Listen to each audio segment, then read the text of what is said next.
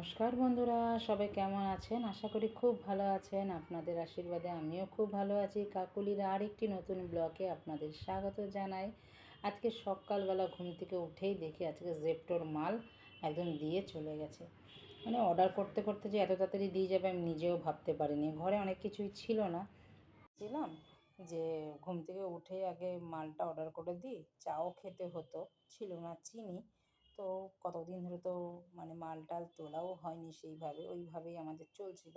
তো এখন একটু সময় পেয়েছি, এগুলো তো সব এখন গোছাতে হবে। আবার চৈত্রি মাস পড়লে পরে আবার ধোয়াধুয়ি ব্যাপার আছে।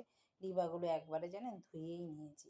ধুয়ে টুয়ে সব মাল আমি রান্না বান্না করে খেয়ে দিয়ে একটু ঘুমিয়ে তারপরে এখন গোছাতে বসেছি।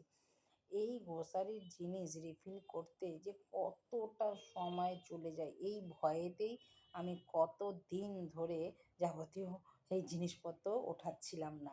যে একটা সময় করলে তখন মাঝখানে ছেলে মেয়ের পরীক্ষা ছিল, তো সেইভাবে আর আমি তো কাজ করতে পারবো না, ওইখানে সময় দিতে লেগেছে, তার জন্য আমি আর মালটাও সেইভাবে তুলিনি। চলুন এখন মশলাপাতিগুলো সব রিফিল করে নিই। গুজরাট থেকে একটা বছর হতে চললো আমি এনেছিলাম মশলা। গুজরাটের মশলা কিন্তু খুব ভালো আর সস্তাও। দারচিনি, লবঙ্গ, গোলমরিচ, এলাচ এগুলো এনেছিলাম, অনেকটা করেই এনেছিলাম। এই একটা বছর চলেই শেষ হলো। এইবার ভরে দিলাম, এইটা শেষ হলে এইবার আবার মশলাপাতি গরম মশলা কিনতে হবে আমাকে। মানে 100 টাকার মশলা যে এতটা দিয়েছে মানে কি বলবো, আমাদের এখানে হতোই তো না। গুজরাটের মশলা একটু কমই দাম শুনলাম। তখন আমরা গেছিলাম ঘুরতে, অ্যাকচুয়ালি এটা গুজরাট থেকে নিয়েছিলাম। এটা আহমেদাবাদের আম সোমনাথ মন্দিরের সামনে থেকে হয়তো মার্কেট ছিল, সেখান থেকে ওই মশলা কাঁড়ি কাঁড়ি নিয়ে বসেছিল। ওইখান থেকে হয় কিনেছিলাম। ওইটাই মনে, হ্যাঁ, হ্যাঁ, ওইখান থেকেই কিনেছিলাম। চলুন আমার ঢালাঢালি সব হয়ে গেল। আর এবার না মশলাও তুলেছি। ম্যাগি মশলা দিয়েছে আর একটা 9 টাকাতে, মানে 1500 টাকার মতন মাল তুলেছি মুদিসদাই।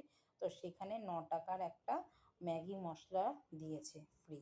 9 টাকা দিয়ে, ফ্রি না, 9 টাকা দিয়ে, তো অনেক। এই ম্যাগি মশলাটার দাম কিন্তু প্রায় 80 টাকা না 60 টাকা দাম আছে। তো ওইটা 9 টাকাতে আমি পেয়ে গেছি। আর এখানে সব কিছু চিকেন মশলা টশলা আছে এমনি।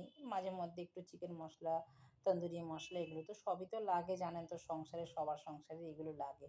এগুলো অনেক দিন যায়ও, কিন্তু এক প্যাকেট করে কিনে রাখলে বহুদিন যায়।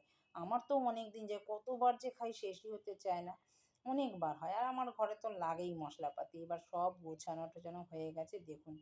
এবার ডাল চাল সব, এবার শুধু চালটা অল্প আছে, চালটা আমি একটা বালতির মধ্যে ঢেলে নিলাম, ছোট বালতির মধ্যে।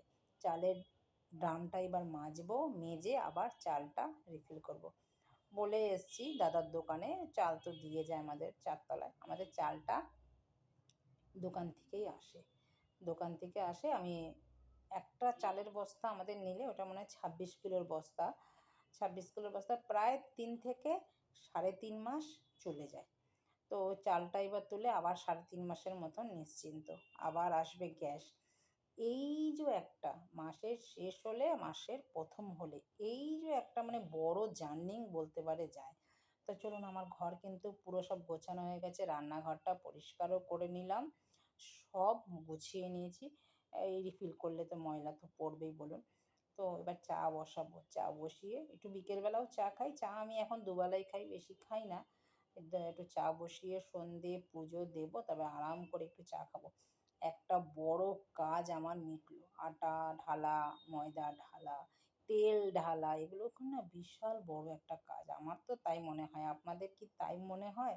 আমাকে একটু জানাবেন তো। চলুন এখন সন্ধে পুজো দিয়ে চা খেয়ে একটু বেরোচ্ছি, একটু দরকার আছে। চলুন বেরোনো যাক, এখনই তো বেরোবো, আবার মেয়ের তো অনেক কিছু লাগবে জিনিস কিনতে। মানে পরীক্ষা তো শেষ হলো, চলো এবার আস্তে আস্তেই বাজার থেকে ফিরতে ফিরতেই এত ঝড় উঠেছে, মানে কি বলবো। চলো দাদার সাথেই তো যাই আমরা, রাসবিহারী গেলে দাদার সাথেই আসি। তো এখন একটু দাঁড়িয়ে রয়েছি, দাঁড়িয়ে এবার বৃষ্টিটা না কমলে তবে বাড়ি যেতে পারবো না। বাড়ি গিয়ে তারপরে আবার কাজ করতে হবে। তো বাড়িতে চলে এসেছি, জামা কাপড় চেঞ্জ করে চলে এসেছি। মেয়ে বলল মোমো খাবে। মোমো যখন খাবে তো মোমো তো বানিয়ে দিতেই হবে ওকে। মোমোর স্টফিং আর ময়দা আমি মেখে তবেই আমি গিয়েছিলাম, এসে যেন চটজলদি একটু ওকে মোমোটা বানিয়ে দিতে পারি। ও আজকে আর রাতের বেলা ভাত খাবে না, আর আমাদের সকালের ভাত আছে, আমি আর দাদা ভাত খেয়ে নেব, আর ও আজকেই মোমো খাবে। মোমোর স্টফিং যেভাবে ভরি আমি সেইভাবে আপনাদের দেখিয়েছি আগেও। এই চিকেনটা কিমা করে একটু অনিয়ন কুচি করে, রসুন কুচি, পেঁয়াজ কুচি, একটু বাঁধাকপি কুচি দিয়ে মিক্সিতে পুরো ঘুরিয়ে দিয়েছি মাংসটা, সলিড পিসগুলো। তারপরে গরম সর্ষের তেল বা সাদা তেল গরম করে একটু দিয়ে ভালো করে মেখে নিয়েছি। নুন তো দিয়েছি স্বাদ অনুযায়ী, একটু চিলি ফ্লেক্স দিয়েছি, দিয়ে ওরকম মোমোর শেপ দিয়ে মোমো বসিয়ে দিয়েছি। 10 থেকে 15 মিনিট মধ্যে মোমো রেডি হয়ে গেছে।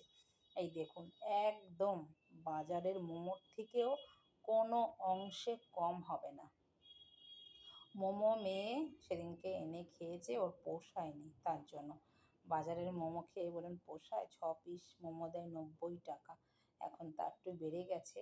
তো ওই জন্য ওই বাড়িতে বানিয়ে দিলাম, চিকেনটাও বেশি করে দিয়েছি।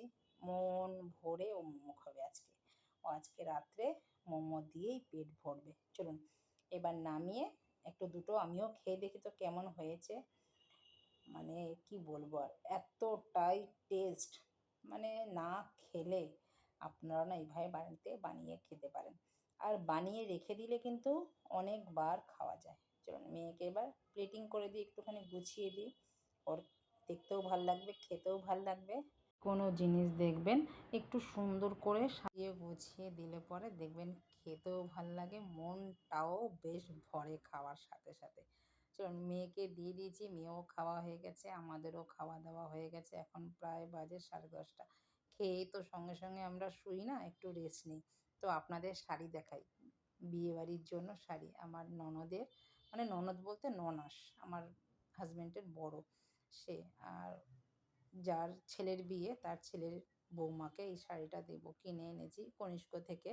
শাড়িটা কেমন হয়েছে আপনাদের দেখাই, আপনারা কিন্তু বলবেন শাড়িটা কেমন হয়েছে। আমার কিন্তু বেশ পছন্দ হয়েছে, বেশ ভালোও লেগেছে আমার। মানে দিদি নিমন্ত্রণও করে গেছে, না গেলে হয় বলুন? চলুন এবার আপনারা দেখুন শাড়িটা কেমন হয়েছে বলবেন।